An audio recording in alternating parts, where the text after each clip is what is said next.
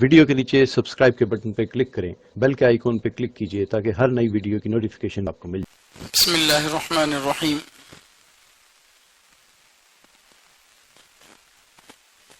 29ویں پارے کی تفسیر چل رہی تھی۔ الحمدللہ اس پارے کے 4 سوروں کی تفسیر مکمل ہو چکی ہے۔ اب یہ آنے والا جو سورہ ہے جس کی آج انشاءاللہ تفسیر ہوگی، سورہ نوح ہے۔ یہ سورہ نزول کے اعتبار سے یعنی اترنے کے اعتبار سے اس سورے کا جو نمبر ہے وہ 71 70 پر 1 ہے،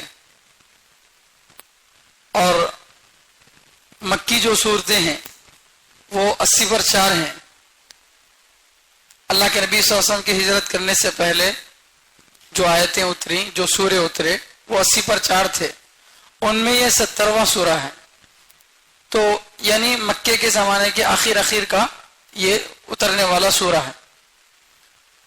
اس سورے میں 2 رکوع ہیں اور 28 آیتیں ہیں، اور اس سورے کا نام ہے سورہ نوح۔ نوح حضرت نوح علیہ السلام کا نام ہے۔ بعض علماء فرماتے ہیں کہ ان کا نام اصل میں عبد الغفار تھا، رونے کی وجہ سے ان کا نام نوح پڑ گیا۔ بہرحال قرآن میں تو ان کا نام نوح ہی آیا ہے۔ یہ ایک بہت بڑے پیغمبر تھے۔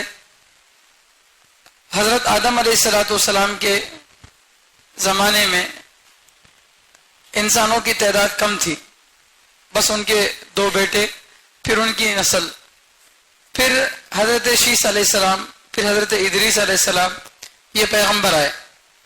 تو ان کے زمانے تک دنیا زیادہ پھیلی ہوئی نہیں تھی، ایک ہی جگہ پر قریب میں آبادی رہتی تھی، اور اس وقت جو نبی آتے تھے وہ نبی جو ہیں ایمان کی دعوت دینے کے لیے نہیں آتے تھے، کیونکہ سب کے سب مسلمان تھے۔ ان کو زندگی گزارنے کے طریقے، آداب وغیرہ چیزیں جو ہیں ان کو سکھائی جاتی تھی۔ مردوں کو کیسا دفنایا جائے، اور کپڑا کیسے بنا جائے، جنگ کے لیے زرہ کیسی بنائی جائے، یہ چیزیں ان کو سکھائی جاتی تھی۔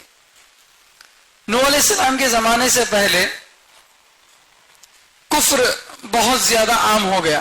دھیرے دھیرے وہ آگے جو تفسیر آئے گی انشاءاللہ اس تفسیر میں باقی باتیں تفصیل سے آئیں گی۔ نوح علیہ السلام کے آنے سے پہلے پوری قوم کے اندر کفر آ گیا تھا، یعنی قوم بہت حد تک کافر بن چکی تھی، اور کٹر قسم کی کافر بن چکی تھی۔ تو اب اللہ تعالیٰ پہلے رسول بھیج رہے ہیں، رسول جو غیر مسلموں کی طرف بھیجے جاتے ہیں۔ تو اب پہلے رسول اللہ تعالیٰ بھیج رہے ہیں حضرت نوح علیہ السلام کو، اور انہوں نے جو ہے اپنی قوم میں کتنی محنت کی۔ ایک جگہ اللہ فرماتے ہیں فَلَبِثَ فِيهِمْ أَلْفَ سَنَةٍ إِلَّا 50 عَامًا، 950 سال 20ویں پارے میں اللہ تعالیٰ جو ہے فرماتے ہیں سورہ عنکبوت کے اندر کہ حضرت نوح علیہ السلام اپنی قوم میں 50 کم 1000 سال رہے۔ 50 کم 1000 سال مطلب 950 سال جو ہے رہے۔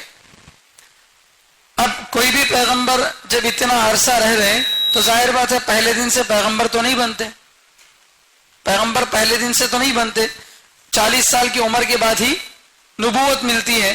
تو 40 سال میں نبوت ملی، 950 سال محنت کرے، پھر قوم پر عذاب آنے کے 60 سال بعد باقی رہے۔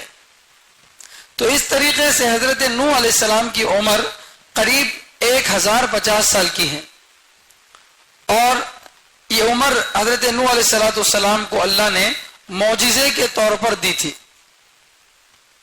بہت سارے لوگ یہ سمجھتے ہیں کہ آدم علیہ السلام کے زمانے میں یا نوح علیہ السلام کے زمانے میں جتنے بھی لوگ ہوتے تھے سب کی عمریں بڑی بڑی ہوتی تھیں، سب 1000 سال 1500 سال 500 800 سال رہتے تھے۔ ایسا نہیں ہے، یہ پیغمبر کو معجزے کے طور پر اتنی بڑی جو ہے عمر ملی ہے۔ ورنہ اسی سورے کے آخر میں آپ کو انشاءاللہ اگلی جمعہ میں بتاؤں گا میں کہ وَلَا يَلِدُ إِلَّا فَاجِرًا كَفَّارًا، اس آیت سے اشارہ ملتا ہے کہ نوح علیہ السلام 950 سال جو محنت کیے ہیں تو اس میں نسلیں بدلی ہیں۔ ایسا نہیں ہے کہ ایک ہی آدمی تھا یا کچھ لوگ ہی تھے، انہی کو اللہ کے جو ہے پیغمبر نوح علیہ السلام دعوت دیتے رہے، وہی لوگ انکار کرتے رہے، انہی کے ساتھ 950 سال گزر گئے، ایسا نہیں ہے، بلکہ نسلیں آئی. ایک زمانے میں دادا تھے، پھر بیٹے پر محنت کیے، پھر پوترے پر محنت کیے، پھر پوترے پر محنت کیے، اس طرح نسلوں پر انہوں نے محنت کی، الگ الگ لوگوں پر محنت کی، لیکن سب کے سب کٹر تھے کفر کے اندر، ذرا برابر بھی ایمان لانے کی سوچتے نہیں تھے. اگر کوئی ایمان لانے کی سوچتا تو اس کو روکتے تھے. تو یہ جو ہے حضرت نوح علیہ السلام کا واقعہ یہاں جو پر بیان کیا گیا ہے، یہ بہت ہی اہم واقعہ ہے. خاص طور پر اللہ کے دین کی محنت کا کام کرنے والے، دعوت دینے والے لوگوں کے لیے اس سورے کے اندر بہت بڑی عبرت ہے، نصیحت ہے کہ کس طرح متحمل مزاج آدمی کو ہونا چاہیے، کس طریقے سے صبر کے ساتھ قوم میں محنت کرنی چاہیے. یہ جو ہے اللہ تعالیٰ اس میں سکھا رہے ہیں. تو یہ سورہ نوح جو ہے مکی سورہ ہے، ہجرت سے پہلے ہوتا جو ہے اللہ کے نبی صلی اللہ علیہ وسلم کی ہجرت کرنے سے پہلے اترنے والے سوروں میں سے ایک سورہ ہے. دیکھیے اللہ فرماتے ہیں اعوذ باللہ من الشیطان الرجیم بسم اللہ الرحمن الرحیم انا ارسلنا نوحا الى قومه ان انذر قومك من قبل ان يأتيهم عذاب علیم. اللہ اکبر. اللہ تعالیٰ جو ہے قرآن میں جس انداز سے سورے کو شروع کرتے ہیں اسے میں اپنے الفاظ میں بیان نہیں کر سکتا. اس کا مزہ محسوس تو کر سکتا ہوں، لیکن میری کمزوری ہے، میری صلاحیت کی کمی ہے، میں آپ کو بتا نہیں سکتا. ایک ایسی عجیب چاشنی اللہ تعالیٰ کے کلام میں ہے، اور ایسا عجیب انداز اللہ کا ہے کہ جب قرآن پڑھتے ہیں تو دل صاف گواہی دیتا ہے کہ یہ اللہ ہی کا کلام ہو سکتا ہے، کسی انسان کا کلام ہو ہی نہیں سکتا. کوئی سوچ ہی نہیں سکتا اس طریقے سے کلام شروع کرنے کو. اور کیا ہی ایک لفظ میں پوری بڑی گہرائی والی باتیں اللہ تعالیٰ بیان کر دیتے ہیں. ایک لفظ ہوتا ہے اس کے اندر پوری بات آ جاتی ہے. یہ باتیں ہم کو بیان کرنے کے واسطے گھنٹوں کے بیانات کرنا پڑتا، تب جا کے ہم اپنی بات سامنے والے کو سمجھا سکتے ہیں. لیکن اللہ رب العزت جب اپنا قرآن نازل کر رہے ہیں نبی علیہ السلام پر، تبھی تو اللہ تعالیٰ نے کہا کہ ایسا قرآن تو دور، ایسی ایک صورت پیش کر کے دکھاؤ. عرب کے لوگوں سے چیلنج کر کے اللہ بول رہے ہیں، جن کی زبان عربی تھی، جو عربی بولتے، عرب میں سارے کام ان کے عربی میں ہوتے تھے، تو ان سے اللہ تعالیٰ چیلنج کریں کہ تم کو پورا قرآن بنانے کی ضرورت نہیں ہے، 10 سورے بھی بنانے کی ضرورت نہیں، فاتو بسورۃ من مثلہ، اس جیسا ایک سورہ لے کر آؤ. چیلنج اس وقت اللہ تعالیٰ نے کیا، آج بھی باقی ہے، قیامت تک باقی رہے گا انشاءاللہ. تو یہ اللہ تعالیٰ سورے کو شروع کس طریقے سے کر رہے ہیں، کیا ہی پیارا انداز ہے اللہ کا. انا، بے شک ہم نے، ارسلنا، ہم نے ہی بھیجا، ہم نے ہی رسول بنا کر بھیجا، نوحن، نوح علیہ السلام کو، بے شک ہم نے ہی نوح علیہ السلام کو رسول بنا کر بھیجا، الی قومہ، ان کی قوم کی طرف، ان کی قوم کی طرف. کیا واسطے بھیجے؟ ان انذر قومک، کہ تم ڈراؤ اپنی قوم کو، کہ تم ڈراؤ اپنی قوم کو، من قبل، اس سے پہلے، ان یأتیہم، کہ آئے ان کے پاس، عذاب علیم، دردناک عذاب. بے شک ہم نے ہی نوح علیہ السلام کو ان کی قوم کے پاس بھیجا یہ پیغام دے کر کہ اے نوح، آپ اپنی قوم کو ڈراؤ، ان کو خبردار کرو اس سے پہلے کہ ان کے پاس دردناک عذاب، خطرناک عذاب پہنچے. تو یہ جو ہے سورت کی ابتدا ہے، جس میں اللہ تعالیٰ یہ ذکر کر رہے ہیں کہ نوح علیہ السلام اپنی طرف سے قوم میں محنت کرنے نہیں گئے تھے، ہم نے ان کو بھیجا تھا، اور ان کی قوم کی طرف ان کو جو ہے رسول بنا کر اللہ تعالیٰ نے بھیجا تھا. رسول کس کو بولتے ہیں؟ جو غیروں میں محنت کرنے والے ہیں، کافروں میں محنت کرنے والے ہیں، ان کو عام طور سے رسول بولتے ہیں. تو رسول بنا کر ہم نے ان کو ان کی قوم کی طرف بھیجا. پیغام کیا تھا ان کا؟ ان انذر قومک، کہ اے پیغمبر تم اپنی قوم کو ڈراؤ. یہاں ڈرانے کے لیے جو لفظ استعمال کیا گیا ہے وہ ہے انذر، نذیر، نذیر بولتے ہیں ڈرانے والے کو. ڈرانے کے لیے عربی میں اور بھی الفاظ آتے ہیں. اخاف یخیف ڈرانا یہ معنی بھی آتا ہے, اور بھی جو ہے بہت سارے الفاظ آتے ہیں ڈرانے کے لیے. لیکن انذار یہ لفظ جو ہے ڈرانے, ایسے ڈرانے کو بولتے ہیں جس میں سامنے والے کا فائدہ مقصود ہو, سامنے والے کا فائدہ مقصود ہو اور اچھے جذبے سے ڈرایا جائے, اچھے جذبے سے ڈرایا جائے. ایسے ڈرانے کو انذار بولتے ہیں. تو یعنی حضرت نوح علیہ السلام اپنی قوم کو جو ڈرا رہے تھے, ایسا نہیں ڈرا رہے تھے نماز پڑھنا پڑھ گو مرو نہیں تو جاتی جہنم میں, ایسا نہیں. یعنی انداز ایسا نہیں کہ لوگ ان کی بات سے دور ہٹ جائیں, ایسا نہیں, بلکہ محبت بھرے انداز میں. اور پھر ڈرانے میں مقصد کیا تھا؟ عذاب سے ڈرا رہے ہیں تاکہ عذاب میں نہ پڑیں, تو مصیبت سے بچانے کے لیے محبت بھرے انداز میں جو ڈرایا جاتا ہے اس کو کہتے ہیں انذار. اللہ تعالیٰ قرآن کریم میں انبیاء کرام کی یہی صفت بیان کرے ہیں, تو ہم کو بھی جب دعوت دینے کے لیے جائیں تو یہی صفت اختیار کرنی چاہیے. کسی آدمی کو نماز کی دعوت دینے جاتے ہیں تو آداب دعوت سیکھنا چاہیے, دعوت کس طریقے سے دی جاتی ہے, ورنہ اللہ نہ کرے ہماری دعوت بجائے ہدایت کے ضلالت کا سبب بن جائے گی. بعض لوگ جو ہیں ایک سے دو چار مرتبہ سمجھاتے ہیں, بات نہیں سمجھتا سامنے والا, تو خود ہی فیصلہ کر دیتے ہیں کہ اب یہ ہدایت پر آنے والا نہیں ہے. ہم کون ہوتے ہیں کسی کی ہدایت یا گمراہی کا فیصلہ کرنے والے؟ دل اللہ کے دو انگلیوں کے درمیان میں ہے, وہ جب چاہے کسی کو پلٹا سکتا ہے. ہمارا کام صرف پیغام پہنچانا ہے, ہم کو اس سے آگے کی ذمہ داری نہیں دی گئی. نتیجہ کیا ہوگا, اس کا فائدہ کیا ہوگا, وہ ہم کو دیکھنا نہیں ہے. حضرت نوح علیہ السلام اپنی قوم میں محنت کر رہے ہیں, 950 سال محنت کر رہے ہیں. اتنی لمبی محنت کے بعد بھی کچھ ہی لوگ ایمان قبول کرے ہیں, تو وہ اپنی قوم سے نا امید اور مایوس نہیں ہوئے. جو ایمان لائے تھے ان کے ایمان کی حفاظت کیے, جن سے اللہ تعالیٰ پوری دنیا کے اندر ایمان کو پھیلایا. تو وہ کچھ ہی افراد تھے, لیکن ان افراد کے ذریعے سے اللہ تعالیٰ نے پورے عالم کے اندر ایمان کو پھیلایا. تو انذر قومک, آپ اپنی قوم کو محبت سے, سچے جذبے سے ڈرائیے, جیسے باپ اپنے بچوں کو ڈراتا ہے. باپ اپنے بچے کو ڈراتا ہے اسکول نہیں جانے پر یا پھر کوئی غلطی کرنے پر. باپ کا ہرگز مقصد یہ نہیں ہوتا کہ میرا بیٹا خطروں میں پڑ جائے, میرا بیٹا پریشانیوں میں پڑ جائے. ہرگز, ہو سکتا ہے بول اس کے کڑوے ہوں لیکن مقصد اس کا غلط نہیں ہوتا. تو وہ والا انداز اللہ تعالیٰ جو ہے نبی سے کہہ رہے ہیں کہ اپنی قوم سے اختیار کرو.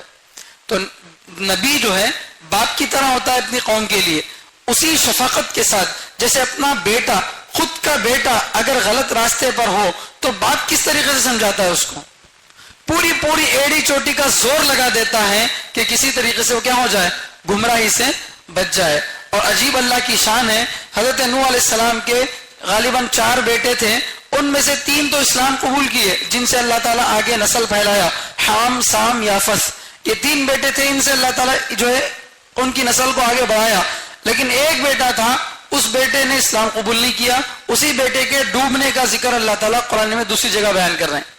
تو یہاں نوح علیہ السلام کا پورا واقعہ بیان نہیں کیا جا رہا.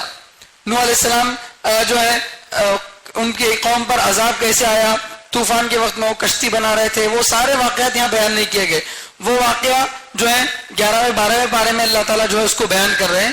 یہاں نوح علیہ السلام کا دعوت والا انداز بیان کیا گیا ہے. اور یہاں مقصود اس سورے کے اندر توحید ہے, اللہ کے ایک ہونے کو بتانا ہے.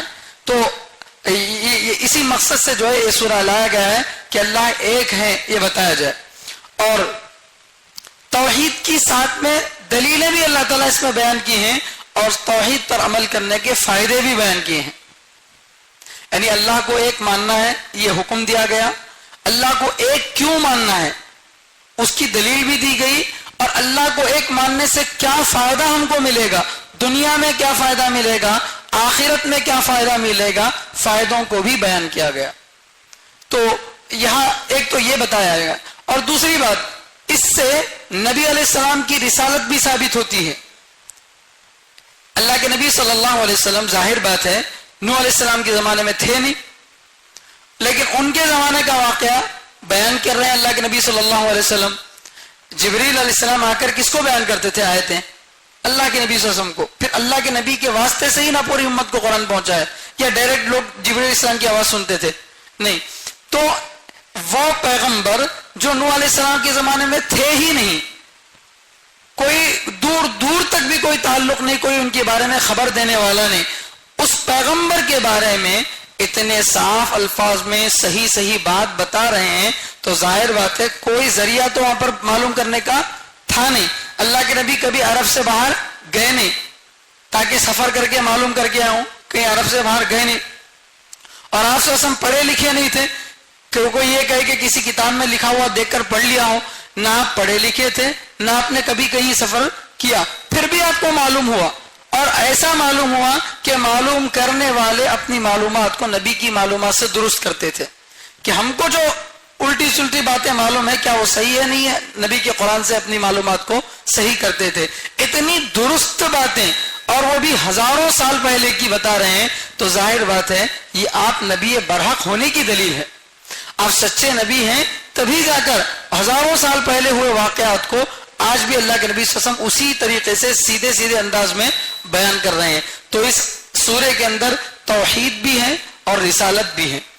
تو نوح علیہ السلام سے اللہ نے کیا کہا؟ ان انذر قومک، اپنی قوم کو ڈراؤ، من قبل، اس سے پہلے کہ ان کے پاس دردناک عذاب آئے. کس سے ڈرانا ہے وہ نہیں ذکر کرے اللہ، صرف یہ بولے کہ اپنی قوم کو ڈراؤ، اپنی قوم کو خبردار کرو. کس چیز سے خبردار کرنا ہے اس کا یہاں پر ذکر نہیں ہے. کس چیز سے خبردار کرنا تھا؟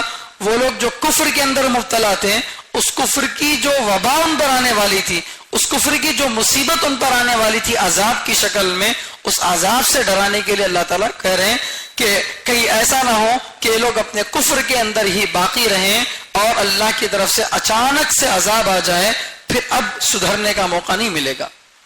اللہ کی طرف سے عذاب آتا ہے تو اس کے لیے گھنٹوں، دنوں، ہفتوں نہیں لگتے، آن کے آن میں لوگ جو ہے عذاب میں گرفتار ہو جاتے ہیں. اور جب عذاب آتا ہے تو پھر ایمان لانے کا کوئی فائدہ نہیں ہے. فرعون موسیٰ علیہ السلام کا پیچھا کرتا ہوا دریائے نیل تک پہنچ گیا. دریائے نیل میں 12 راستے کھلے ہوئے دیکھا، دریا کے اندر راستے. آج کی اتنی ترقی یافتہ جو ہے ٹیکنالوجی کے زمانے میں بھی دریا کے اندر ایک برج بنانے کے لیے کتنے کھربوں روپے لگ جاتے ہیں، اور پھر بھی اس برج کی کوئی گارنٹی نہیں ہوتی. اور وہ بھی پوری بڑی برج نہیں بنا سکتے ادھر سے ادھر کراس کرنے کے لیے. لیکن اللہ تعالیٰ نے 12 برج ایک عصا کے مارنے پر بنا دیے. اتنا بڑا معجزہ دیکھنے کے باوجود ایمان نہیں لایا اور پیچھا کرتا گیا. نشے میں تھا کفر کے، کسی طریقے سے ان کو پکڑ کر ان پر ظلم کرنا اسی نشے میں تھا. جب قوم موسیٰ علیہ السلام کی پار ہو گئی اور فرعون دریا کے بیچ میں پہنچا تو اب وہ راستے بند ہو گئے، پانی میں ڈوبنے لگا. اب بول رہا ہے آمنت برب ہارون و موسیٰ، کہ میں ہارون اور موسیٰ کے رب پر کیا کرتا ہوں؟ ایمان لاتا ہوں. اب اس کے ایمان کا کوئی اعتبار نہیں ہے، کیونکہ اب عذاب آ گیا. عذاب آنے کے بعد کوئی ایمان کا اعتبار نہیں ہے. اس لیے اللہ تعالیٰ نوح علیہ السلام سے کہہ رہے ہیں کہ اپنی قوم کو ڈرائیے اس سے پہلے کہ ان کے پاس دردناک عذاب ہے. دردناک عذاب کس کو بولتے ہیں؟ ایسا عذاب کہ خود عذاب کو بھی اس سے تکلیف ہو. جیسے آگ کو کھا جاتی ہے، جب بہت زیادہ بھیانک آگ لگتی ہے تو ایک آگ کا حصہ دوسرے آگ میں مل جاتا ہے، ایسا لگتا ہے کہ آگ کو کھا رہی ہے. اس طریقے سے وہ عذاب اتنا خطرناک ہوگا کہ عذاب کو بھی تکلیف ہوگی. دردناک عذاب. ایسے عذاب کے آنے سے پہلے اپنی قوم کو سمجھاؤ. قال، اللہ کی طرف سے حکم ہوا، نوح علیہ السلام کو نبوت ملی.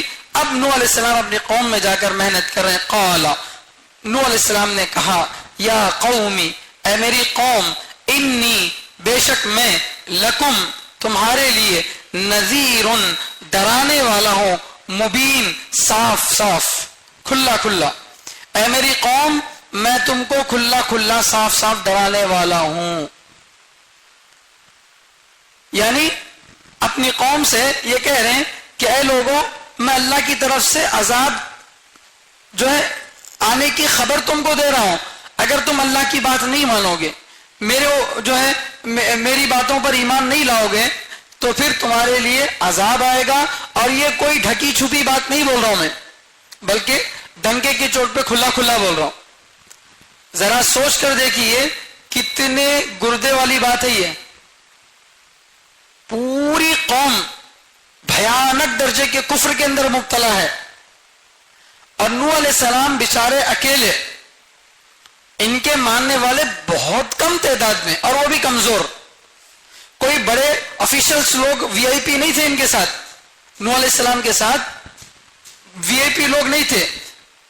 ارذل القوم, قوم کے جو گھٹیا کام کرنے والے, معمولی کام کرنے والے لوگ, ایسے لوگ نوح علیہ السلام پر ایمان لائے تھے.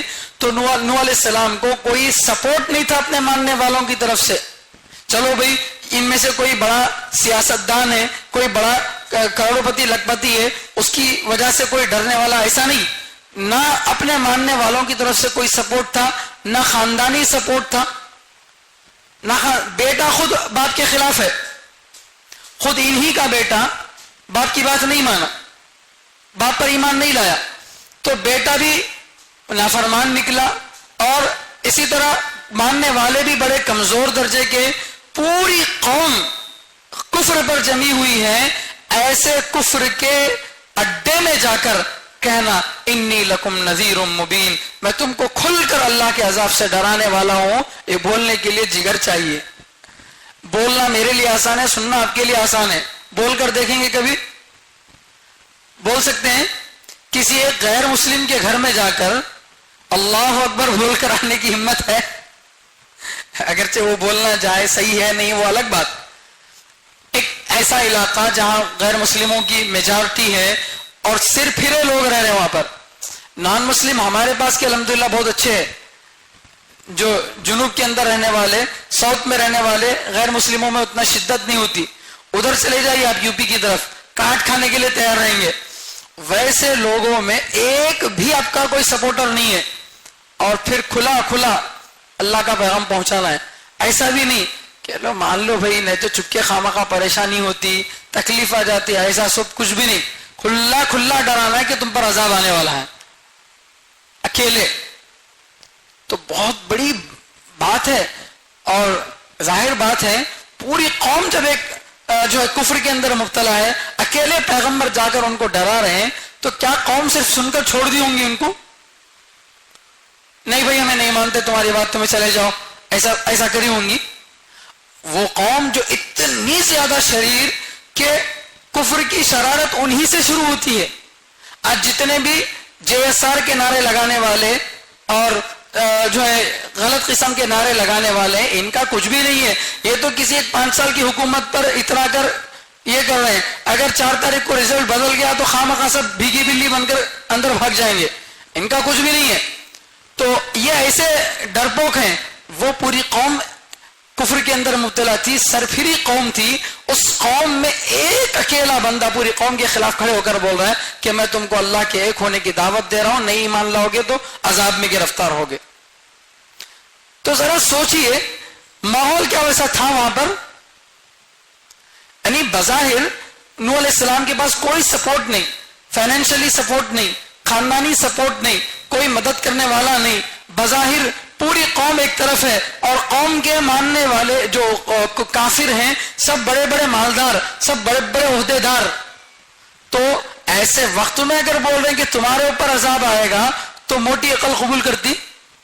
ہمارے اوپر عذاب, تمہیں کون سی بولنے والا ہمارے اوپر عذاب آنے والا؟ ہمارے پاس بلڈنگ ہے نہیں, تمہارے پاس ہے, میجارٹی ہماری ہے تمہاری ہے. تو یعنی بظاہر ہر چیز ان کے حق میں تھی, مال, میجارٹی, سب کچھ ان لوگوں کی طرف تھی. یہ بیچارے نہتے تھے, اللہ کا پیغام پہنچا رہے تھے.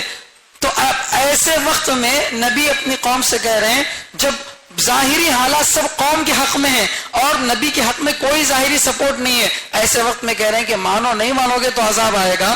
تو کتنا جو ہے بڑا بھاری اعلان تھا نبی کی طرف سے, اس کو اندازہ آپ کر سکتے ہیں. تو اب انہوں نے اپنی قوم, جب قوم ڈرائی, قوم کو ڈرایا انہوں نے, تو کتابوں میں لکھا ہے کہ معرف القرآن کے اندر لکھا ہے کہ لوگ حضرت نوح علیہ السلام کو اتنا مارتے کہ بے ہوش ہو کر گر جاتے. تو لوگ سمجھتے کہ مر چکے ہیں، ان کو چادر میں لپیٹ کر کہیں پھینک کے آ جاتے ہیں، پھر اگلے دن جب ان کو ہوش آتا پھر اپنے زخموں کو دھو لیتے اور پھر فوراً واپس آ کر پھر قوم میں وہی دعوت دیتے، اور گلا گھونٹ دیا جاتا تاکہ سانس رک کر مر جائے۔ یہ ایک دن کا واقعہ، 2 دن کا واقعہ، ایک آدمی کا، 2 آدمی کا نہیں ہے، 950 سال کا واقعہ ہے۔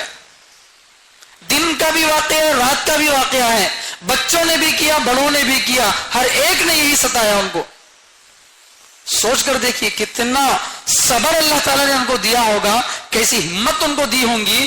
آدمی کی جان کے لالے پڑ گئے، اور چلو بھائی کچھ لوگ مار رہے ہیں، کچھ لوگ مان رہے ہیں، کیا مارنے والے ستانے والے مار رہے ہیں، پھر بھی تھوڑے بہت ایمان تو لا رہے نا، ذرا نہیں تو بھی ذرا میری محنت کامیاب ہو رہی بول کے دل کو خوشی ملتی آدمی کو۔ ماننے والا کوئی نہیں، مارنے والا ہی ہر ایک ہے، ماننے والا کوئی نہیں ہے، مارنے والے ہی ہیں، اور وہ بھی ایسا ویسا مارتے نہیں تھے، بڑے بھیانک طریقے سے نوح علیہ السلام کو مارتے تھے، ستاتے تھے، ایسا سمجھتے کہ اب ان کی جان نکل گئی، چھوڑ کے چلے جاتے، اب مر گئے بول کے، اتنا مارتے تھے۔ اتنا مار کر جب ان کی زندگی سے نا امید ہو کے چلے جاتے، اگلے دن اللہ ان کو دوبارہ اٹھاتا، پھر وہ جاتے، پھر وہی دعوت دیتے جس پر کل ان کو مار پڑی تھی۔ اللہ اکبر۔ ایسے ہوتے ہیں قوم کے رہنما، ایسے ہوتے ہیں مسلمان قوم کی جو ہے ہمتیں۔ ایسی ہمت، ایسا عزم لے کر جب ہم محنت کریں گے تو پھر اللہ تعالیٰ نتائج دیں گے۔ آج ہمارا حال یہ ہے کہ کسی کام میں استقرار نہیں ہے، کوئی کام پابندی سے ہم نہیں کرتے، سب رسمی کام ہم کر رہے ہیں، رسمی طور پر کام کر رہے ہیں، ان رسمی کاموں سے بننے والا نہیں ہے۔ دیوانہ بننا چاہیے آدمی کو، اللہ کے لیے دیوانہ بن کر محنت کرنا چاہیے، پھر جا کر قوموں کے اندر تبدیلی آتی ہے۔ حضرت مولانا الیاسی رحمۃ اللہ علیہ 30 کلو کا وزن، زبان میں لکنت، بولتے تو سامنے والوں کو سمجھ میں بھی نہیں آتا کیا بول رہے ہیں، اور اتنا معمولی وزن 30 کلو کا وزن کس کا ہوگا بولو؟ 15 سال 16 سال کے بچے کا وزن بھی 40-45 کلو کا رہتا، تو اتنی بڑی عمر میں اتنا کم وزن، اتنے دبلے پتلے بدن سے، اور زبان میں لکنت تھی، لیکن دل میں ایسی تڑپ تھی، دل میں ایسا غم تھا امت کا، اللہ نے اس دبلے پتلے آدمی سے پورے عالم میں کام لیا، اور ان کے گئے ہوئے 100 سال گزر گئے، لیکن آج بھی ان کا کام زندہ ہے، انشاءاللہ قیامت تک زندہ رہے گا۔ تو یہ ہوتی ہے طلب، یہ جذبہ ہونا چاہیے۔ تو ایسی جو ہے قربانیاں دے کر جب صبر کے ساتھ جمتے ہیں تو پھر اللہ نتائج بھی دیتے ہیں اس کے۔ آج ہم اپنے گھر میں اپنے بچوں کو نمازی نہیں بنا سک رہے، باہر کی دنیا کو چھوڑیے، اپنی بیوی کو نمازی نہیں بنا سک رہے، 2 بار بولے 4 بار بولے، اب بولتے کہ اب اس کے بعد ایک عادت سی پڑ گئی، انہوں نماز کو نہیں اٹھتے، میں نماز کو جانا ہے، اب وہ عادت پڑ گئی، کیا تو بولے تو کتنا بولے تو اٹھتے نہیں بھائی۔ اللہ اکبر۔ ارے بھائی سوچئے نوح علیہ السلام کے بارے میں کتنے مرتبہ دعوت دی ہوں گے، 950 سال کے دن کتنے ہوں گے، ذرا حساب لگا لیجئے، ہماری عمر کتنی ہے، اس میں ہوش کے دن کتنے ہیں، کام ہم کتنے دن کرتے، اور جس کو ہم دعوت دے رہے ہیں انہیں پتھر لے کے مارتا۔ ارے کوئی ہے کیا بھائی ایسا، کسی کو جا کر نماز کے لیے بلائے تو انہیں مارنے والا ہے، گالیاں دینے والا ہے، یا ہم کو جان سے مار ڈالنے والا ہے، کون ہے ایسا؟ پھر ہم دعوت نہیں دیتے ہیں، لوگوں کو نہیں بلاتے ہیں، اور یہ سمجھتے ہیں کہ ہم عمل کر لیے، ہم خاموش ہیں، بس ہمارے عمل سے ہماری جنت بن جائے گی۔ یہ خواب و خیال ہے۔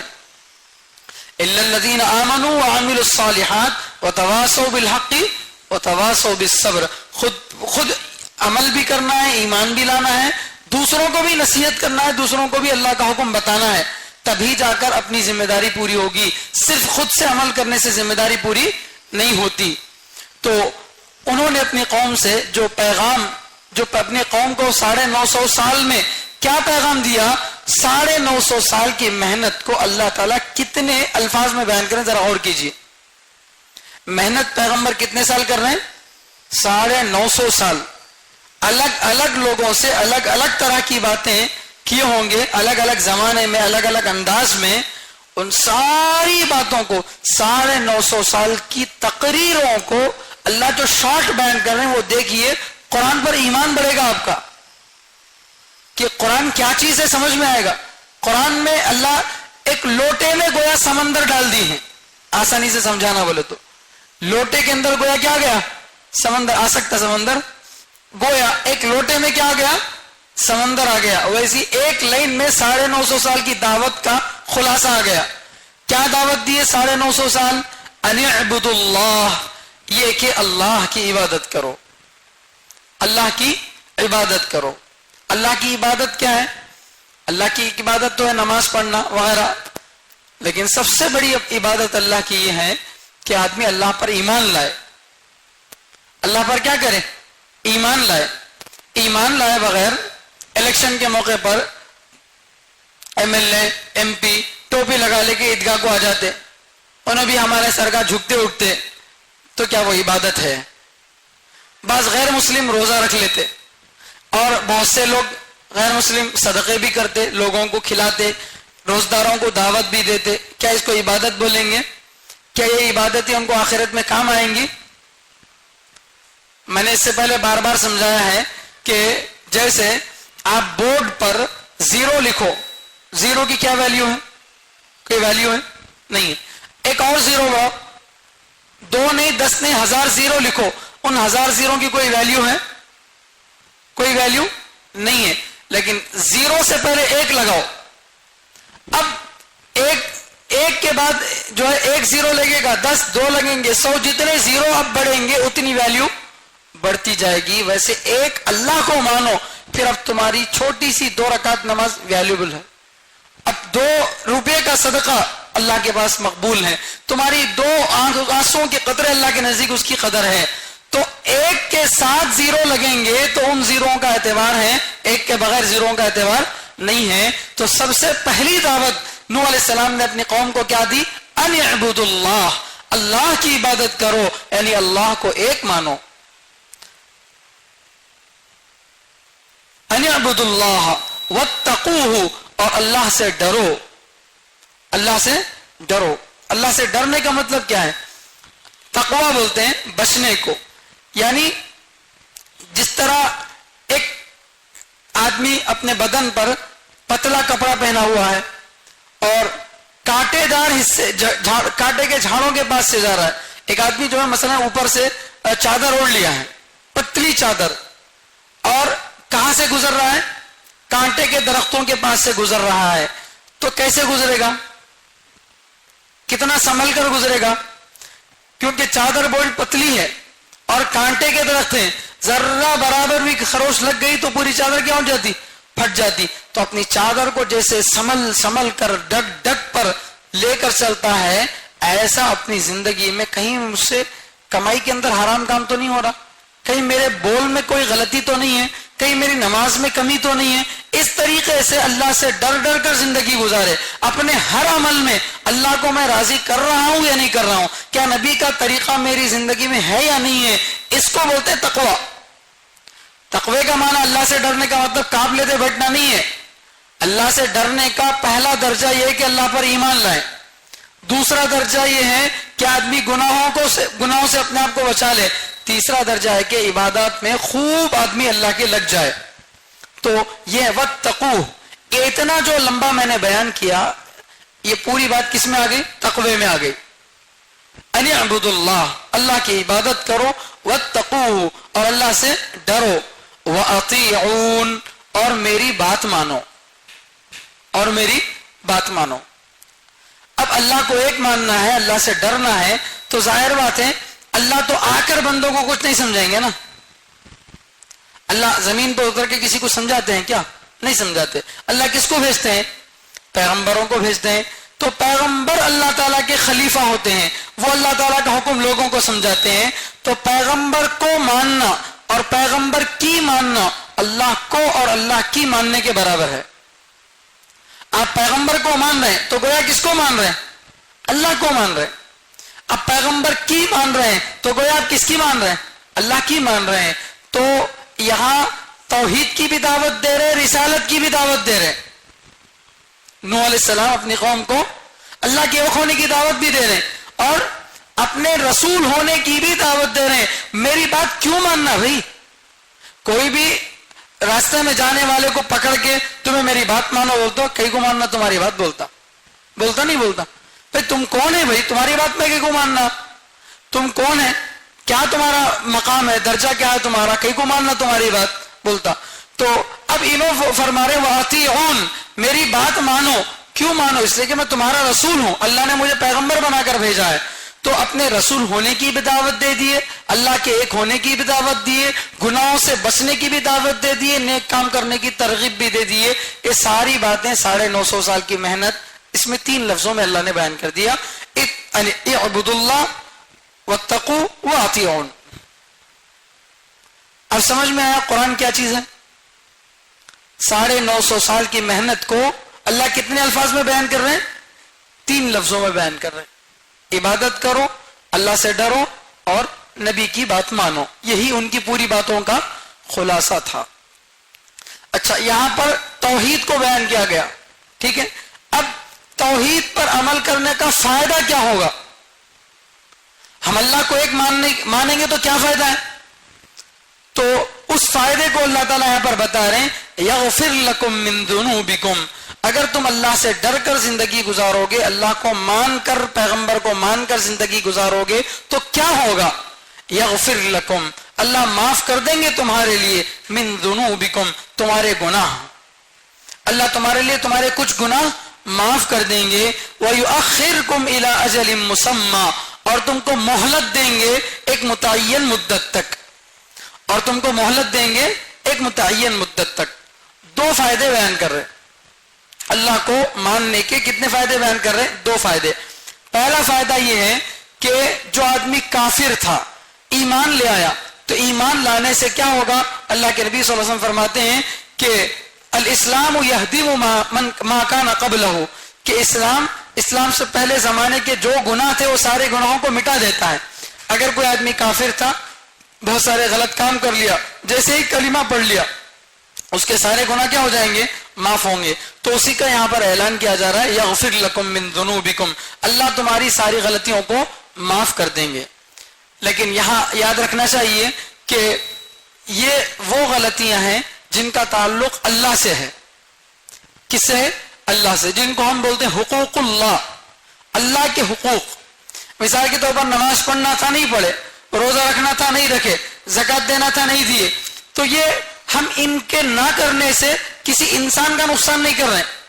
میں اگر مثلا نماز نہیں پڑھ رہا ہوں خدا نخواستہ، تو اب اس سے میرے نماز نہ پڑھنے سے میرے بازو والے کو کیا نقصان ہوگا؟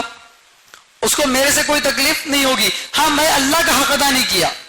تو ویسے ایمان لانے سے کون سے گناہ معاف ہوتے ہیں؟ جو حقوق اللہ کے جو حق ہیں وہ اللہ معاف کر دیتے ہیں. اتنے سال اللہ کے ساتھ کفر کیے، شرک کیے، معاف. اتنے سال نماز نہیں پڑھے، معاف کر دیں گے اللہ تعالیٰ. اتنے سال جو کچھ بھی غلط کام کیا اللہ ان کو معاف کر دیں گے. لیکن جن گناہوں کا تعلق بندوں سے ہے، مثال کے طور پر ایک آدمی کافر تھا، بہت سارے لوگوں کی زمینیں ہڑپ کر رکھ لیا ہے، کروڑوں کی جائیداد رکھ لیا ہے. اب ایمان قبول کر لیا. ایمان قبول کرنے کے بعد اب زمینیں واپس کرنا چاہیے، تبھی تمہاری مغفرت ہوگی. جن لوگوں کا حق چھین لیے تھے ان کو ان کا حق کیا کرنا؟ واپس کرنا. ایسا نہیں کہ ایمان قبول کر رہے ہیں وہ زمین بھی واپس نہیں کریں گے. یہ توبہ نہیں ہے، یہ کامل توبہ نہیں ہے. اسی طرح زبان سے کسی کو تکلیف دیا تھا تو اس سے معافی مانگے، جا کر معافی مانگے، تبھی جا کر وہ گناہ معاف ہوگا. معافی مانگے بغیر گناہ معاف نہیں ہوتا. بعض علماء فرماتے ہیں اللہ کی ذات سے امید ہے کہ ایمان کی وجہ سے اللہ تعالیٰ سارے ہی گناہوں کو معاف کر دیں گے، اور یہ جو حق والے اپنا حق لینے آئیں گے تو اللہ تعالیٰ ان کو اپنے فضل سے ان کو راضی کر دیں گے. بعض علماء یہ بھی فرماتے ہیں لیکن عام طور سے گناہ کے معافی کا جہاں ذکر آتا ہے اس سے یا تو چھوٹے گناہ مراد ہوتے ہیں یا پھر حقوق اللہ، جو اللہ کے حقوق ہیں وہ معاف ہوتے ہیں. بندوں سے متعلق جو گناہ ہیں وہ معاف نہیں ہوتے. بندہ معاف کرنا ضروری ہے تبھی معاف ہو سکتے ہیں. یغفر لکم من ذنوبکم، اللہ تمہارے گناہوں کو معاف کر دیں گے. ایک تو کام یہ. وَيُؤَخِّرْكُمْ إِلَىٰ أَجَلٍ مُّسَمًّى، یہ دوسرا فائدہ بہت بڑا ہے. دوسرا فائدہ کیا بتا رہے ہیں؟ اگر ایمان لاؤ گے تو اللہ تم کو ایک متعین زمانے تک، ایک متعین وقت تک مہلت دیں گے، ڈھیل دے دیں گے تم کو. کیا مطلب اس کا؟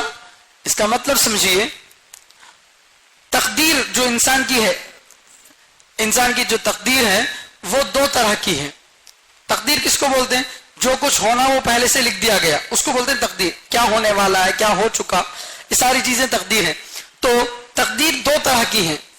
کچھ باتیں ایسی ہیں جو اٹل ہیں، ان میں کوئی تبدیلی نہیں ہوتی، اور کچھ باتیں ایسی ہیں جن کا فیصلہ شرط پر رکھا گیا. اگر ایسا ہوگا تو ایسا ہوگا، ایسا نہیں ہوا تو ایسا نہیں ہوگا. مثال کے طور پر زندگی اور موت کا جو تعلق ہے وہ تقدیر، شرط والی تقدیر سے ہے. علماء فرماتے ہیں، احادیث کے اندر یہ بات ملتی ہے، قرآن میں بھی اس کا اشارہ مل رہا ہے کہ مثال کے طور پر ماں باپ کی آدمی فرما برداری کرے گا، ماں باپ کی خدمت کرے گا، تو اللہ کے نبی صلی اللہ علیہ وسلم فرماتے ہیں وَلَا يَزِيدُ فِي الْعُمْرِ إِلَّا الْبِرُّ. ماں باپ کے ساتھ نیکی کرنے کا فائدہ یہ ہوگا کہ آدمی کی عمر بڑھ جائے گی. عمر بڑھ جائے گی، یا تو حقیقت میں آدمی کی عمر بڑھ جائے گی. چنانچہ علماء فرماتے ہیں کہ ماں باپ کی فرما برداری کرنے سے، مثال کے طور پر اللہ 60 سال عمر رکھے تھے، تو اللہ لکھتے ہیں کہ اگر فرما برداری نہیں کیا، ماں باپ کو ستایا، تو 50 سال میں ہی انتقال ہو جائے گا. تو یہ شرط والی تقدیر ہے. تو اللہ یہاں پر کیا بتا رہے ہیں؟ وَيُؤَخِّرْكُمْ إِلَىٰ أَجَلٍ مُّسَمًّى. اللہ تعالیٰ اس قوم کے بارے میں یہ طے کرے ہیں کہ اگر یہ ایمان لائیں گے تو ان کی فطری جو موت ہے اس موت تک ان کو ڈھیل دیں گے. اپنے آپ جو موت آتی ہے فطری موت، اس موت تک ان کو ڈھیل دیں گے، کوئی عذاب اللہ کی طرف سے نہیں آئے گا. اور اگر یہ ایمان نہیں لاتے تو ان کی موت کے وقت سے پہلے ہی اللہ ان کو عذاب دے دیں گے. موت کے وقت سے پہلے ہی ان کو عذاب دے دیں گے. موت کا ایک وقت اللہ کے پاس طے ہے، لیکن اس میں شرط پر اضافہ بھی ہو سکتا، کمی بھی ہو سکتی ہے. یہ باتیں احادیث کے اندر ثابت ہیں. تو اب یہاں ایمان کا فائدہ یہ بتایا جا رہا ہے کہ ایمان لانے سے آدمی کی عمر بڑھتی ہے. بھئی کیا اس کا مطلب تو یہ ہوا کہ ہر ایمان والا بہت بڑی بڑی عمر والا ہوتا ہے؟ کہاں ہوتے ہیں؟ بہت سارے لوگ تو بچپن میں ہی مر جاتے ہیں، اور عام کافر اور ایمان والے کی عمر میں کوئی زیادہ فرق تو نہیں دکھتا. تو علماء فرماتے ہیں عمر کے بڑھنے کا ایک مطلب تو یہ کہ واقعتاً عمر بڑھے گی، اور دوسرا مطلب یہ ہے کہ اللہ تعالیٰ ان کی عمر میں برکت دیں گے. چھوٹی عمر میں اللہ ان سے وہ کام لے لیں گے جو بڑی بڑی عمر والے بھی نہیں کر سکے. چھوٹی عمر میں اللہ بہت بڑے بڑے کام ان سے لے لیں گے. چنانچہ تاریخ نے دیکھا ہے ایسے بہت سے بڑے بڑے بادشاہ اور ایسے بہت زبردست سپہ سالار اسلام کے دور میں گزرے ہیں جن کی عمریں بڑی چھوٹی تھی، 20-22 سال کی عمریں تھی. بالکل نوجوان بچے جو ہمارے ہاں انٹر ڈگری پڑھنے والے بچے ہوتے ہیں، بالکل آوارہ قسم سے پھرتے رہتے ہیں. یہ عمر کا بچہ پورے ملک کو فتح کرنے والا ہو جائے، یہ کوئی سوچ بھی نہیں سکتا. اللہ اس عمر میں ان سے وہ کام لے لیتے ہیں. تو عمر کے اندر بڑھوتری کا ایک مطلب یہ بھی ہے. تو اللہ فرما رہے ہیں کہ ایمان لاؤ گے تو کیا ہوگا؟ تم کو مہلت دیں گے. تمہاری جو نیچر والی موت ہے اس موت سے پہلے اللہ تم کو عذاب نہیں دیں گے. ورنہ اگر تم ایمان نہیں لاؤ گے آخرت میں تو عذاب ہوگا ہی، آخرت میں تو عذاب ہوگا ہی، دنیا میں بھی تم کو عذاب میں گرفتار کیا جائے گا. إِلَىٰ أَجَلٍ مُّسَمًّى إِنَّ أَجَلَ اللَّهِ إِذَا جَاءَ لَا يُؤَخَّرُ لَوْ كُنتُمْ تَعْلَمُونَ. آگے اللہ تعالیٰ یہ فرماتے ہیں کہ دیکھیے موت کا تعلق ایمان اور کفر سے نہیں ہے. یعنی ایسا نہیں ہے کہ ایمان والے کو کبھی موت نہیں آئے گی، کافر کو موت جلدی آ جائے گی، ایسا نہیں ہے. یعنی جو اوپر بتایا گیا کہ ایمان لاؤ گے تو تمہاری عمریں بڑھیں گی تو تم کو اللہ تعالیٰ عذاب نہیں دیں گے، اس کا مطلب کیا؟ عذاب نہیں دیں گے کا مطلب کیا؟ موت اس نہیں آتی کیا؟ موت تو آتی ہے. موت کا تعلق ایمان اور کفر سے نہیں ہے. ایمان والے کو بھی موت آتی ہے، نبیوں کو بھی موت آتی ہے، سب کو بھی موت آتی ہے. تو فطری جو موت ہے وہ تو آئے گی، اسی کو اللہ یہاں ذکر کر رہے ان اجل اللہ، یقیناً اللہ کی مقررہ مدت یعنی موت، اذا جاء جب آ جائے، لا یؤخر تو ٹالی نہیں جاتی. یعنی جب موت کا وقت آتا ہے تو موت کا وقت جب آ جائے تو 1 سیکنڈ بھی آدمی کو مہلت لینے نہیں دیتا. تو انسان کی اپنی جو موت ہے وہ تو آئے گی، ایمان والے کو بھی آئے گی، کفر کو کرنے والے کو بھی آئے گی. لیکن ایمان نہیں لائیں گے تو وہ اصلی عمر سے پہلے موت آ جائے گی. جو اصلی عمر ہوگی اس اصلی عمر سے بھی پہلے اللہ تعالیٰ کیا کریں گے؟ ان کو موت دے دیں گے. اس کا یہاں پر جو ہے اشارہ دیا جا رہا ہے. لو کنتم تعلمون، کاش کہ تم جانتے، یعنی میری اس بات کو جانتے، تم اس پر عمل کر لیتے تو کتنا فائدہ ہوتا. نوح علیہ السلام فرما رہے ہیں. آگے نوح علیہ السلام اپنی دعوت کا تذکرہ کر رہے ہیں کہ کس طریقے سے نوح علیہ السلام اپنی قوم میں دعوت کیے. قال نوح علیہ السلام نے کہا ربی اے میرے رب انی دعوت میں نے دعوت دیا میں نے بلایا قومی میری قوم کو لیلن رات میں بھی ونہارا اور دن میں بھی. انہوں نے کہا کہ اے میرے رب میں نے اپنی قوم کو دعوت دی. دعوت دینے کا مطلب ہمارے کرنول میں دعوت بول تو کھانے کی دعوت کو سمجھتے, وہ والی دعوت بھی دعوت ہی, لیکن یہاں دعوت کا مطلب عربی میں دعوت بولتے ہیں بلانے کو, کیونکہ دعوت میں بھی کیا کیا جاتا بلایا جاتا. اور آپ کو تعجب ہوگا سن کر مسئلہ فتاوی شامی ایک کتاب ہے اس کے اندر لکھا ہے کہ شادی کی دعوت میں کھانا کھانا ضروری نہیں ہے. شادی کی دعوت میں کھانا کھانا ضروری نہیں ہے. آپ کو دوست بلایا شادی میں, آپ گئے کھانا کھائے تھے یا کھانے کو دل نہیں چاہ رہا تو آپ چلے گئے جا کے دوست سے ملاقات کر لیے, بھائی آپ مجھے شادی میں دعوت دیے تھے الحمدللہ میں آ گیا ہوں, مبارکبادی دے کر چلے جا سکتے. کھانا کھانا کیا بھی ضروری نہیں ہے. ہمارا اتنا غصے میں آیا تھا کھانا نہیں کھسر کا گئے تو کیا جی کھانا نہیں کھسر کا چل گئے, اسی کو دعوت سمجھتے ہیں. وہ دعوت نہیں ہے. دعوت کے معنی بلانا. قبول کر لیے آپ بلائے ہم آ گئے, آ جانا ہی دعوت کو قبول کرنا ہے, کھانا ضروری نہیں ہے. بہرحال تو انی دعوت قومی میں نے اپنی قوم کو بلایا لیلن ونہارا رات میں بھی اور دن میں بھی. رات میں بھی اور دن میں بھی. سوچئے یعنی ان کا اور کوئی کام تھا ہی نہیں. دن بھر مار کھا رہے قوم سے, تکلیفیں برداشت کر رہے ہیں, لیکن رات میں آرام سے سو رہے ہیں نہیں. وہ فکر جو ہے وہ سونے نہیں دیتی. ونہارا لیلن ونہارا دن اور رات میں اپنی قوم کو بلاتا رہا, دعوت دیتا رہا, اللہ کے ایک ہونے کی طرف بلاتا رہا. تو کیا ہوا, میری قوم میری دعوت سے بجائے فائدہ اٹھانے کے, میری باتوں کو سن کر ایمان قبول کرنے کے اور مجھ سے دور بھاگنے لگی, مجھ سے اور بھی زیادہ دور بھاگنے لگی. چنانچہ کہہ رہے ہیں فلم یزدہم دعائی اس قوم کو میرے بلانے نے نہیں بڑھایا الا فرارا مگر بھاگنا. یعنی میری قوم میرے بلانے سے اور مجھ سے دور بھاگی, قریب تو کوئی نہیں آئے. میں جتنا ان کو دعوت دیتا اتنا مجھ سے وہ دور ہو جاتے, اتنا مجھ سے دوری اختیار کرتے, مجھ سے بھاگ جاتے. بھاگ جانے کا مطلب کیا, سچ میں بھاگ جانا یہ بھی ہو سکتا, لیکن ایک مطلب وہاں پر آگے بتایا جا رہا. بھاگنے کا مطلب کیا ہے, بھاگنے کا مطلب یہ وَإِنِّي كُلَّمَا دَعَوْتُهُمْ اور جب بھی میں ان کو دعوت دیتا, ان کو اللہ کی طرف بلاتا. کیوں بلاتے بھائی, کیا مقصد ہے نبی کا دعوت دینے کا؟ مقصد کیا ہے؟ اپنی ذمہ داری کو پورا کرنا فقط نہیں ہے, بلکہ لِتَغْفِرَ لَهُمْ اے اللہ میں ان کو اس لیے بلا رہا ہوں تاکہ آپ ان کی مغفرت کر دیں, مجھے اپنا کوئی مقصد نہیں ہے. اللہ اکبر, کتنے بے لوث کتنے اخلاص والی محنت ہے, رات دن محنت کر رہے ہیں, قوم پھر بھی بھاگ رہی ہے. سب کچھ ہونے کے باوجود بھی اللہ سے یہ نہیں کہہ رہے اے اللہ میں ان کو بلا رہا ہوں, دیکھو میری ذمہ داری پوری کر دے رہا ہوں, دیکھو میں اس لیے ان کو بلا رہا ہوں تاکہ میں اپنی ذمہ داری سے بری ہو جاؤں, میرا کام میں ادا کر دیا, اس لیے نہیں. ایسا اگر آپ کریں گے یعنی اپنی ذمہ داری کر لے کے ہٹ جانا, ایسا کام کریں گے کبھی ترقی نہیں ہوتی. سمجھ رہے ہیں؟ آپ کو ایک مثال دیتا ہوں. ایک آدمی دوسرے کے پاس جا کر کام کر رہا ہے, تو دوسرے کے پاس کام کرتے وقت میں اس کی حالت الگ رہتی. وہ اس کام انہیں اپنے گھر میں خود کا کام کر لے رہا تو اس کی حالت کیسی رہتی؟ دوسرے کا کام کر کے دے رہا تو وہاں ذرا بددلی رہتی, نہ کیا بھائی کس کا کی کام ہو ایسا. لیکن وہ اس کام اپنا کر لے رہا تو ہر چیز صحیح رہنا, برابر رہنا ہے نہیں. تو مخلص ہونے کو سمجھانے کے لیے بتا رہا ہوں. نوح علیہ السلام یہ نہیں کہہ رہے کہ اللہ میں ان کو اس لیے دعوت دے رہا ہوں تاکہ تو مجھے اپنی دعوت سے بری قرار دے دے. ہاں نوح علیہ السلام تمہیں دعوت دے ڈالے, چلو تمہاری ذمہ داری پوری ہو گئی, اب میں فری ہو گیا تو اللہ بلانے کا اتنا بلا ڈالے, ایسا نہیں. بلکہ کہہ رہے ہیں میں ان کو دعوت اس لیے دے رہا ہوں, آپ کی طرف اس لیے بلا رہا ہوں لِتَغْفِرَ لَهُمْ تاکہ اللہ ان گنہگاروں کو معاف کر دیں.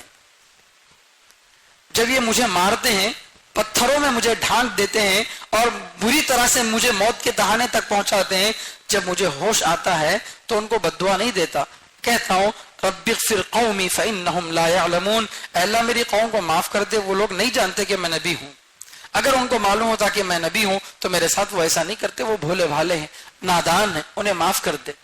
یہ جملہ تھا کس کی زبان پر؟ نوح علیہ السلام کی زبان پر۔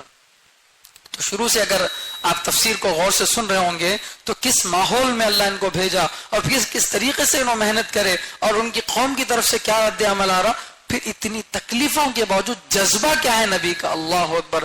وَإِنِّي كُلَّمَا دَعَوْتُهُمْ، جب بھی میں نے ان کو بلایا، لِتَغْفِرَ لَهُمْ، تاکہ آپ ان کو معاف کر دیں، تو جَعَلُوا أَصَابِعَهُمْ فِي آذَانِهِمْ، انہوں نے اپنی انگلیاں اپنے کانوں میں ڈال لی، اپنی انگلیاں، جَعَلُوا أَصَابِعَهُمْ، انہوں نے اپنی انگلیوں کو ڈال لیا، فی آذانہم، اپنے کانوں میں، واستغشوا ثیابہم، اور اپنے کپڑوں سے چہروں کو ڈھانپ لیا، واصروا، ضد کرتے رہے، واستکبروا استکبارا، اور خوب گھمنڈ کیا۔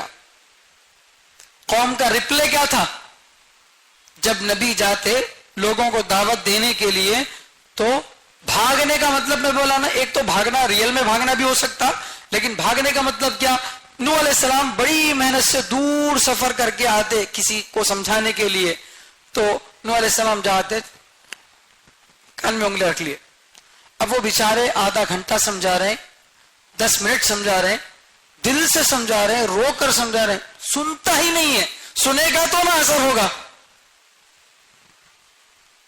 کیسی بدماش قوم ہوں گی۔ آج کے ہمارے ایسے کافر ہیں کیا بھائی؟ ہمارے زمانے میں ایسے لوگ ہیں نہیں ہے، بلکہ اللہ والے فرماتے ہیں کہ انشاءاللہ اگر ہندوستان کی سرزمین پر صحیح معنی میں محنت ہوگی تو یہ دوسرا عرب بنے گا انشاءاللہ۔ جیسے عرب میں ایک زمانے میں بڑی جہالت تھی، اچھے اور برے کی تمیز نہیں تھی، یہاں پر بھی دودھ اور پیشاب کا فرق لوگوں میں نہیں ہے، کس کو کھانا کس کو نہیں کھانا فرق نہیں ہے، لیکن اس قوم پر صحیح ڈھنگ سے اگر محنت ہوگی تو انشاءاللہ یہی قوم بہت بڑی داعی بنے گی، دین کے لیے فدائی بنے گی۔ تو یہ لوگ تو اتنے کٹر نہیں ہیں، ان کو جا کر دعوت دیں گے تو کان میں انگلیاں رکھنے والے نہیں، سنتے کم سے کم کیا بول رہے بلکہ، لیکن وہ سنتے بھی نہیں تھے۔ جعلوا اصابعهم فی آذانہم، جتنی دیر ٹھہرے اتنی دیر کانوں میں انگلیاں رکھ لیتے تھے، اور اتنا ہی نہیں، کم سے کم آدمی کا چہرہ نظر آ رہا، سن رہا نہیں، نظر تو آ رہا چہرہ، پھر بھی تھوڑی دیر، ارے بھائی سننے تو نہیں آ رہا، میرے رونے کو دیکھ کر تو بھی اس کا دل پگھلتا، کیا کی بول کے آدمی کیا کرتا، ایموشنل ہو کر تقریر کرتا، بیان کرتا تھا کہ سنتا تو نہیں ہے، کم سے کم اس کی آنکھوں سے دیکھ لے میری حالت کیا ہو گئی ہے، میں کتنا اس کے لیے تڑپ رہا ہوں۔ تو دیکھنے کے لیے بھی تیار نہیں تھے، اپنے چہروں پر کپڑے کو ڈھانک لیتے تھے۔ واستغشوا ثیابہم، اپنے کپڑوں سے چہروں کو کیا کرتے تھے؟ ڈھانک لیتے تھے، نہ نبی کو دیکھتے تھے نہ نبی کو سنتے تھے۔ یہ اور پھر نبی کی بات تو سنے نہیں، نبی کو دیکھے بھی نہیں، اب پھر اوپر سے کیا؟ وَأَصَرُّوا، انہوں نے اصرار کیا، ضد کیا، ہمیں یہ کرتے ہیں، تم نہ کیا کرنا کر لے جاؤ، ختم۔ یعنی تمہیں دلیلہ دے رہے ہیں، سمجھا رہے ہیں، ایسا ویسا سب ہے اپنی جگہ، ہمارے نکو بے سب بھی ہمیں اتچ کرتے، ذرا ہٹ دھرم رہتے ہیں، کچھ لوگ رہتے ہیں سمجھائے تو سمجھتے نہیں، ایک بات دماغ میں بیٹھ گئی رہتی، اب وہ بیٹھ گئے تو کیا بھی بول لو، 1000 بول لو، سننے والے نہیں۔ تو ایسے ہٹ دھرم تھے، وہ اصروا، ضد کرنے لگے، اور ضد کرتے خالی نہیں، واستکبروا استکبارا، خوب گھمنڈ کرتے، جاؤ جی، اس طرح کی سمجھانے کے لیے میں آپ کو بتا رہا ہوں ان کا انداز کیسا ہوگا، قرآن چونکہ عربی میں ہے، اس کو اردو میں آپ کو سمجھانا ہے۔ گھمنڈ کرتے تھے، کیسا گھمنڈ؟ ایک ہمیں امام صاحب سے بات کرے تو مسجد کے کتنا ادب سے بات کرتے، امام صاحب کو چھوڑو، بڑے اتنے سے بات کرے تو بھی ذرا ادب سے سلیقے سے بات کرتے۔ بچے کو آج کے زمانے میں آپ تمہیں ارے تورے بول کو بات کرے تو بچہ چھو دیکھتا، تمہیں کون جی میرے کو ارے بولنے والے بول کو، سیلف ریسپیکٹ اتنا زیادہ ہو گیا لوگوں میں۔ تو اب نبی سے قوم کیا کر رہی؟ گھمنڈ سے بات کر رہی۔ گھمنڈ سے کیسا بات کر رہے ہوں گے انہوں؟ یہی جاؤ جی بڑائی ہم نہ دعوت دینے کے واسطے، کون جی تمہارے اوپر ایمان لاتا سو، کون قبول کرو تمہاری دعوت، کیا ہے تمہارے پاس، بڑا بول رہے سو ہمارے اوپر عذاب آتا کہتے، جاؤ جی خود کی حالت درست کر لے جاؤ، ایسی تکلیف دہ باتیں کرتے۔ واستکبروا استکبارا، خوب گھمنڈ کرتے۔ پھر چلو اتنا برا جو ریاکٹ ہونے کے بعد چھوڑ دیے کیا پیغمبر؟ نہیں چھوڑے۔ ثم انی دعوتهم جہارا، اے اللہ میں ان کو دعوت دیا تو وہ سنے نہیں, میں سامنے گیا دیکھے نہیں, ضد کرتے رہے, تو ایک بار جا کے نہیں چھوڑا اللہ میں. ثم انی دعوتہم جہارا, پھر میں ان کو دعوت دیا کھلم کھلا ان کو میں دعوت دیا. مطلب کیا, جہاں بھی کچھ لوگ جمع ہو جاتے, میلے کی شکل میں, بازار کی شکل میں جمع ہو جاتے, کھڑے ہو کر ایک ہی کام تھا ان کا, اے لوگو اللہ ایک ہے, یا قوم اعبدوا اللہ ما لکم من الہ غیرہ, اے قوم اللہ کی عبادت کرو, اللہ کے علاوہ کوئی نہیں, یہی نعرہ لگاتے. انی دعوتہم جہارا, میں نے کھلم کھلا ان کو دعوت دیا. ثم انی اعلنت لہم واسررت لہم اسرارا, پھر میں نے ان کو علانیہ طور پر کہا, صاف انداز میں کہا, اور ان سے چھپ کر بھی کہا, خوب چھپ کر بھی ان سے میں نے دعوت دی. ایک تو ہے بھرے مجمع میں دعوت دینا, عام جنرلی ریلوے اسٹیشن میں, بس اسٹینڈ میں کوئی خاص طبقہ رہتا کیا نہیں رہتا, تو ویسے لوگوں میں دعوت دینے کے لیے اللہ استعمال کریں دعوتہم جہارا, میں نے کھلم کھلا ان کو دعوت دی, یہ مطلب ہے جہارا کا. دوسری مرتبہ بھی کھلم کھلا دعوت کا لفظ استعمال کر رہے ہیں, لیکن یہاں دوسری مرتبہ کھلم کھلا مطلب خاص لوگوں میں. ثم انی اعلنت لہم, پھر میں نے ان کو علانیہ طور پر دعوت دی. کچھ لوگ اگر جمع ہو جاتے تو ان ارے بھائی تم لوگ سب جنے بھی ڈاکٹر ہی نہ رہے بھائی, ذرا سمجھ جاؤ, ارے تم لوگ فلاں پیشہ کرنے والے, تم لوگ فلاد میں نہ رہے بھائی, مان لو بول کے ان کو جا کر بولتے. اور جب پوری قوم پر محنت کرے, 10 لوگوں پر محنت کرے, نہیں ہوا تو ایک ایک آدمی کی داڑھی پکڑ کر اس کو سمجھاتے. وَأَسْرَرْتُ لَهُمْ إِسْرَارًا, میں نے خوب راز میں بھی ان کو سمجھایا, راز میں ایک دم کسی کو پتا بھی نہیں چلتا. ایسا کبھی ہوتا نا بھائی کہ کھلا ایک دم سے آپ کسی کو بول دیے تو انہیں جو ہے نہیں مانتا, کئی کو بول تو دوسرے حد میں دیکھ رہی, اس واسطے جو ہے نہیں مانتا. تو اب نوح علیہ السلام شاید انہیں بہت سارے لوگ تھے بول کے اسلام نہیں قبول کرا جیسا ہے, اس واسطے اکیلے میں جا کے بات کریں گے اس سے, کئی کو ربے نہیں ہوا, اکیلے میں بھی جا کر سمجھائے. اور کیا طریقہ ہو سکتا ہے, کتنے دن سمجھائے, کتنے طریقوں سے سمجھا رہے ہیں, رات میں بھی سمجھا رہے ہیں, دن میں بھی سمجھا رہے ہیں, سب کچھ سمجھا رہے ہیں. اللہ ان کو جزائے خیر دے. سب کچھ سمجھانے کے بعد فَقُلْتُ اسْتَغْفِرُوا رَبَّكُمْ إِنَّهُ كَانَ غَفَّارًا, کھلم کھلا علانیہ چھپ کر کیا دعوت دیتے تھے, استغفروا ربکم, اے لوگو میرے لیے کیا بھی نہیں, میں کچھ بھی نہیں مانگتا آپ سے, استغفروا ربکم, اپنے رب سے معافی مانگ لو. تم جو کفر کر کے اللہ کو ناراض کرے ہو, استغفروا ربکم, اپنے رب سے معافی مانگ لو. مجھے تکلیف دیا کیا بھی نہیں چلتا, مجھ سے معافی مانگو نہیں, تمہیں میرے کو مار رہے, تکلیف دے رہے, مجھ سے معافی نہیں, میں کون ہوں تمہیں, میں تو تکلیف برداشت کر لوں گا. تم خالی اللہ سے معافی مانگ لو, استغفار کر لو. استغفار کا مطلب ایمان لانا, ایمان والا استغفار کرنے کا مطلب استغفر اللہ پڑھنا, اور جو ایمان والا نہیں انہیں استغفار کرنے کا مطلب کیا, ایمان لانا. تو استغفروا ربکم, اپنے رب سے معافی مانگ لو, یعنی ایمان لا لو. کیوں, انہو کان غفارا, ایسا نہیں کہ اللہ اب تمہارے کو معاف کر رہے ہیں, پہلے سے معاف کرنے والے نہیں تھے, نہیں, انہو کان غفارا, اللہ پہلے سے معاف کرنے والے ہیں. اللہ اکبر. جو ان کی تڑپ ہے, وہ جو الفاظ ہے اس کو میں بیان نہیں کر سکتا آپ کے سامنے. کس انداز سے بتا رہے ہیں کہ اللہ کی مغفرت کو سمجھانے کے لیے اللہ ایسا نہیں کہ اب پہلی مرتبہ معاف کر رہے ہیں یا صرف تم کو معاف کر رہے ہیں, ایسا نہیں ہے. انہو کان غفارا, وہ تو پہلے سے معاف کرنے والا ہے, وہ پہلے سے بھی معاف کرتا ہے, معاف کرنے کو پسند کرتا ہے, اور وہ غافر نہیں ہے, غفار ہے, بہت زیادہ معاف کرنے والا. انہو کان غفارا, وہ بہت زیادہ معاف کرنے والا ہے.